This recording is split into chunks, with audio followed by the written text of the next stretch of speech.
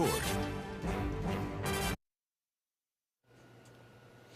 Good evening. I'm Brett Baer. In just a few moments, we'll be hearing from President Donald Trump at the White House following the first American airstrikes against Iran's nuclear facilities.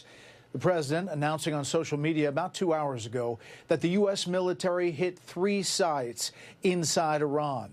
He says a, quote, full payload of bombs was dropped on the primary target, the Fordo facility. Nuclear sites at Natanz and Isfahan were also hit, and all American planes made it back safely.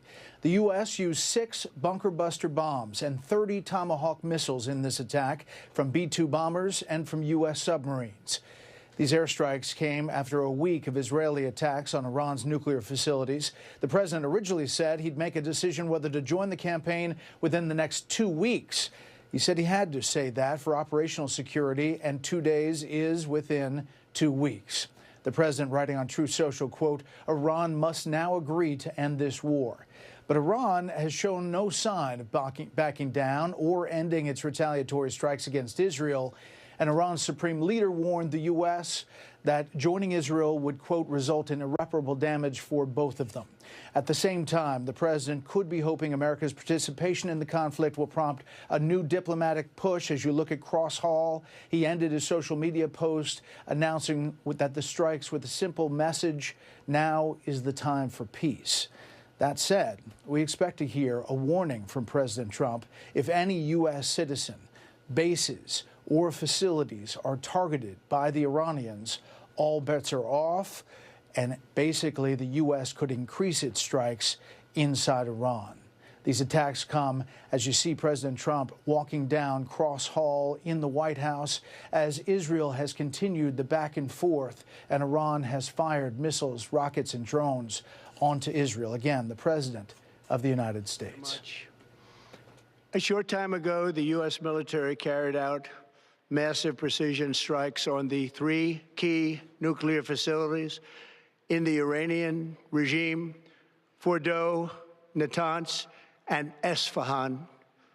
Everybody heard those names for years as they built this horribly destructive enterprise. Our objective was the destruction of Iran's nuclear enrichment capacity and a stop to the nuclear threat posed by the world's #1 state sponsor of terror. Tonight, I can report to the world that the strikes were a spectacular military success. Iran's key nuclear enrichment facilities have been completely and totally obliterated. Iran, the bully of the Middle East, must now make peace. If they do not, future attacks will be far greater and a lot easier. For 40 years, Iran has been saying death to America, death to Israel. They have been killing our people, blowing off their arms, blowing off their legs with roadside bombs. That was their specialty. We lost over 1,000 people, and hundreds of thousands throughout the Middle East and around the world have died as a direct result of their hate. In particular, so many were killed by their general, Qasem Soleimani. I decided a long time ago that I would not let this happen. It will not continue. I want to thank and congratulate Prime Minister Bibi Netanyahu. We worked as a team like perhaps no team has ever worked before. And we've gone a long way to erasing this horrible threat to Israel. I want to thank the Israeli military for the wonderful job they've done. And most importantly, I want to congratulate the great American patriots who flew those magnificent machines tonight, and all of the United States military on an operation the likes of which the world has not seen in many, many decades. Hopefully, we will no longer need their services in this capacity. I hope that's so.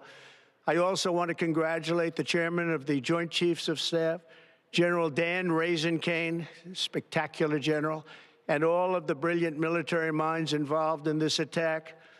With all of that being said, this cannot continue. There will be either peace or there will be tragedy for Iran far greater than we have witnessed over the last 8 days. Remember, there are many targets left. Tonight's was the most difficult of them all, by far, and perhaps the most lethal. But if peace does not come quickly, we will go after those other targets with precision, speed, and skill. Most of them can be taken out in a matter of minutes. There's no military in the world that could have done what we did tonight, not even close. There has never been a military that could do what took place just a little while ago. Tomorrow, General Kane, Secretary of Defense, Pete Hegseth will have a press conference at 8 a.m. at the Pentagon. And I want to just thank everybody, and in particular, God. I want to just say we love you, God, and we love our great military. Protect them. God bless the Middle East. God bless Israel. And God bless America. Thank you very much. Thank you. President Donald J. Trump, flanked by the Vice President J.D. Vance, the Secretary of State Marco Rubio, and his Secretary of Defense Pete Hegseth in Cross Hall there at the White House, touting what he calls a very successful mission, taking out 3 Iranian nuclear sites. Our coverage continues on the Fox News channel and on my show, Special Report. And for the latest, as this story develops, stay with this Fox station. I'm Brett Baer. Good night. This has been a Fox News Special Report.